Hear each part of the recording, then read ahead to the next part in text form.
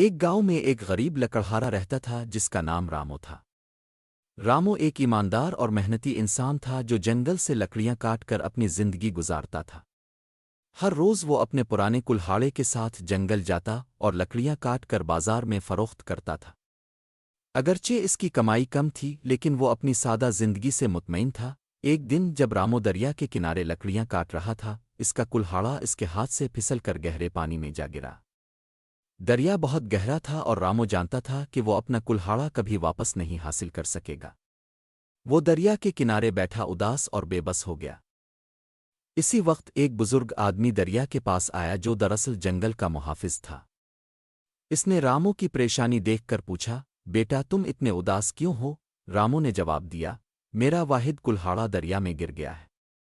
اس کے بغیر میں اپنی روزی نہیں کما سکتا۔ بزرگ نے مسکرا کر کہا، فکر نہ کرو، میں تمہاری مدد